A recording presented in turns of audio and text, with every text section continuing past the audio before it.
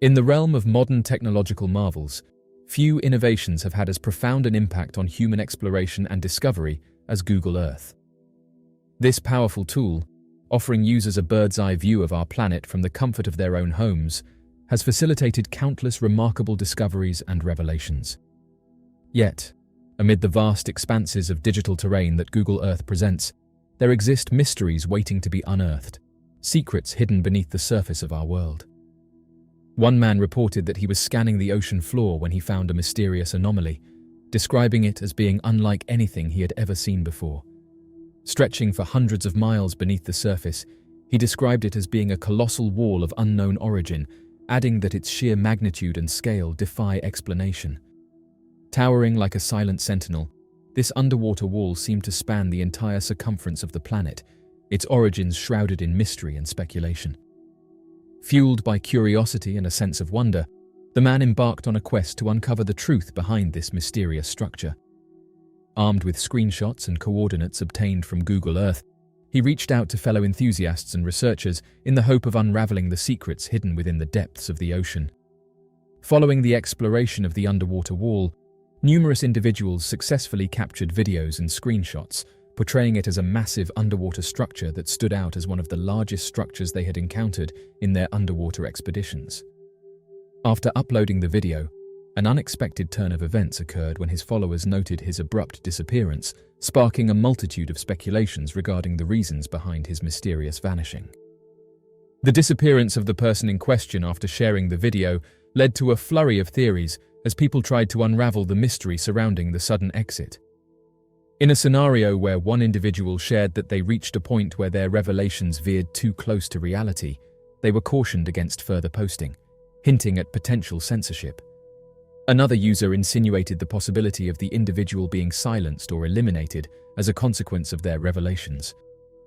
Whistleblowers have emerged in recent years, claiming that they were instructed to refrain from discussing specific subjects, particularly when those topics are in proximity to the truth, even though this may seem improbable. These individuals have asserted that there are instances where they faced restrictions on discussing certain matters, especially when their discourse touched upon sensitive truths that were not meant to be disclosed. In addition to this development, the location where the extensive underwater formation was initially observed has since been eradicated. This action prompted certain researchers to suggest that the documentation through videos and photographs by the individual was crucial. Without this visual evidence, skepticism from the public towards the existence of the object would have been inevitable. The removal of the underwater structure raises questions about preservation and documentation of such phenomena. Researchers emphasize the significance of capturing and archiving evidence to support claims that might otherwise be dismissed. Google Earth made a surprising move recently by eliminating an underwater formation referred to as the Malibu Underwater Anomaly. This action by Google Earth instigated intrigue and curiosity among users and researchers worldwide. In the aftermath of his disappearance, many questioned why this mysterious wall was suddenly deleted from Google Earth. The Great Undersea Wall. How the U.S. is locking down the global internet. I'm your host, Ro, and all I ask is for you to roll with me. Today, we're going to look at the Simaway 6 incident. Deep beneath the surface of the Indian Ocean, a quiet battle is being fought, not with torpedoes or submarines, but with strands of fiber optic glass no thicker than a human hair. For years, a massive infrastructure project known as Simaway 6 was set to become the digital Silk Road of the 21st century. This multi-billion-dollar undersea cable was designed to connect the high-growth markets of Southeast Asia directly to Western Europe for a long time. The frontrunner, the builder, this backbone was the Chinese firm HM Tech. Had they succeeded, Beijing would have secured a massive permanent footprint in the transit of global data. But then, something shifted. Behind closed doors, a wave of intense U.S. diplomatic pressure and strategic financial incentives begin to ripple through the consortium. In a move that stunned the industry, the contract was flipped. The Chinese was out, and the American company Subcom was in. This wasn't just a business pivot or a win for the U.S. contractor.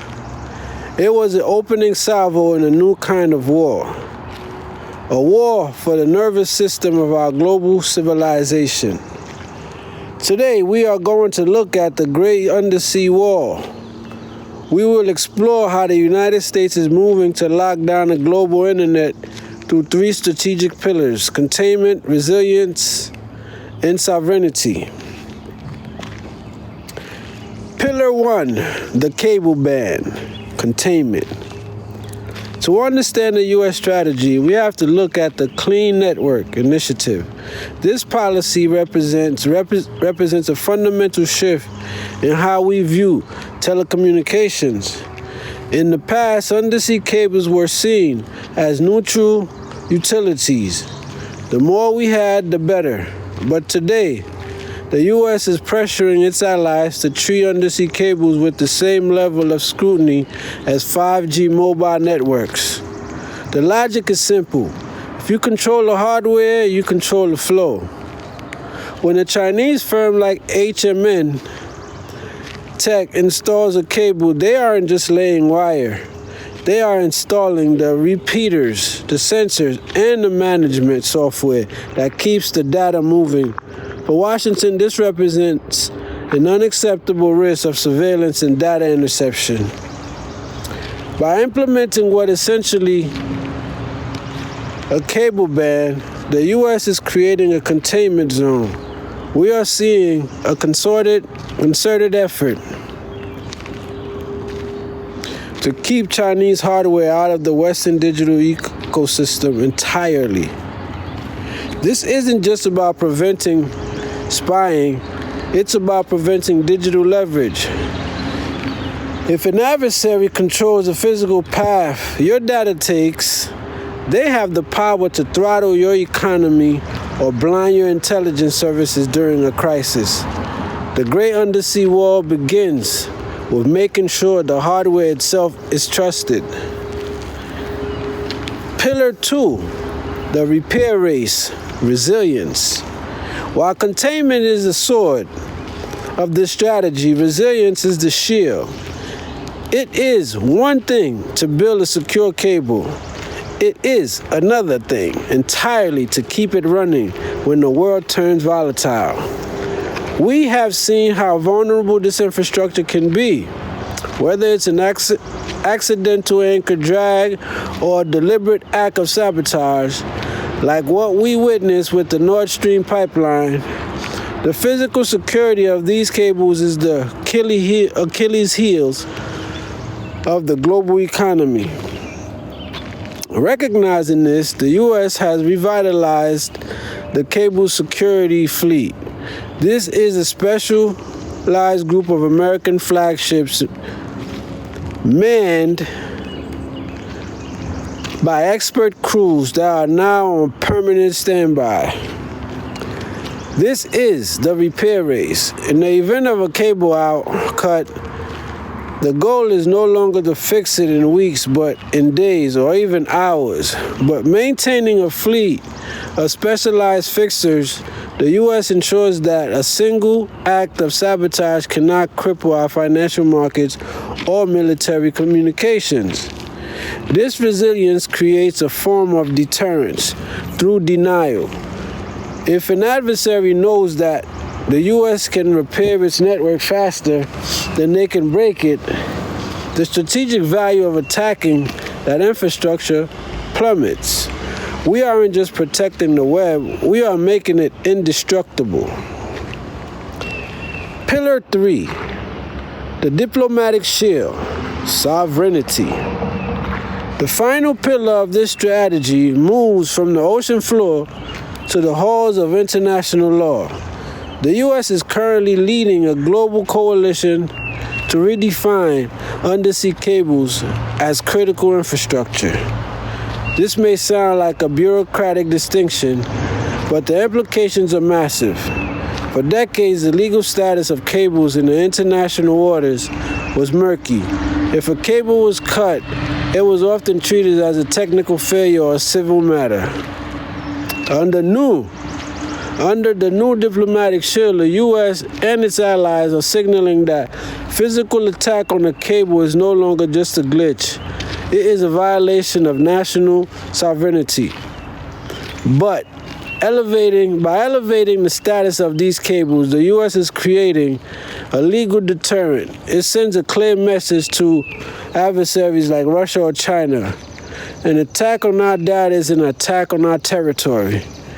It moves the conversation from technical repair to potential act of war. This diplomatic framework also allows the U.S. to offer security guarantee to smaller nations. When a country partners with the U.S. to lay a cable, they aren't just getting high-speed internet. They are getting the protection of the global superpower that views that cable as a vital to its national security. In conclusion, the splinter net. As we look at these three pillars, the hardware containment, the repair resilience, and the diplomatic shield, a clear picture begins to emerge. The United States is not merely participating in the global internet anymore. It's building a parallel, secure, and fortified version of the internet for itself and its trusted allies. The See Me We 6 project was the turning point. It proved that the invisible world of the undersea infrastructure is now a primary theater for geopolitical competition. But this leads us to a difficult question. Where does this end? As the U.S. builds its undersea wall, and China builds its own digital Silk Road, are we witnessing the final step towards a true splinter net? Are we moving towards a future where the world is physically and digitally divided by the very cables that were once meant to bring us together? The cables on the ocean floor are the new borders of the 21st century. And as we've seen, the U.S. is determined to ensure that when the history of digital age is written, it is written on lines that Washington controls. Once again, we welcome your comments. Please like, subscribe, and share this show so that many more people can see it.